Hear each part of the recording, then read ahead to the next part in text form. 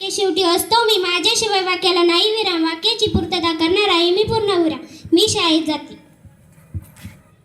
धन्यवाद. असा मी वाक्याच्या आत्तापासून पडतो मी का, माझ्यामुळे वाक्याला पुन्हा मिळते माहिती. सभेस पुढील प्राणी उपस्थित होते. मोर, लांडगा, हरिण. धन्यवाद. असा मी वाक्यांच्या स्वल्पविरामापेक्षा थोडा मोठा असतो मी. वाक्याजोड वाक्य आलाच घ्यावा लागतो विराम. दोन वाक्यांच्या मध्ये असतो माझा मुक्काम. मी आहे अर्धविराम. मी तिला भेटायला गेले पण ती निघून गेली. धन्यवाद. असा मी एखादी गोष्ट अधिक स्पष्ट करतो मी. सहयोग चिन्हाच्या रूपात उदाहरणे देताना पडतो मी का, मी अपसरण चिन्ह आहे मी येणार होते पण मला जमले नाही. असा मी एखाद्या शब्दावर जोर देताना किंवा दुसऱ्यांची मत सांगताना पडतो मी का, मी एकेरी अवतरण चिन्ह आहे मी.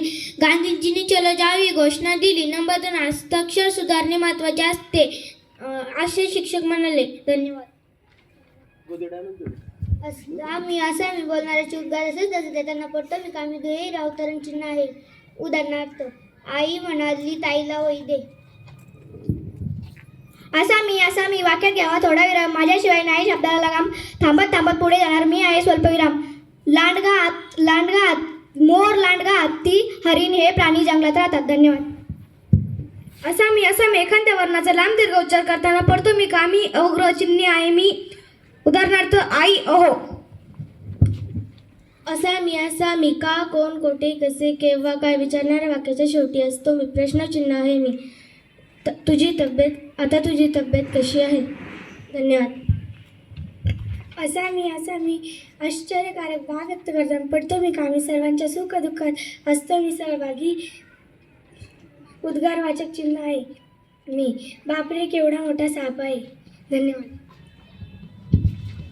असा मी एखादा लायरायला शब्द लिहिण्यासाठीची खूण वापरताना उपयोगी पडतो मी.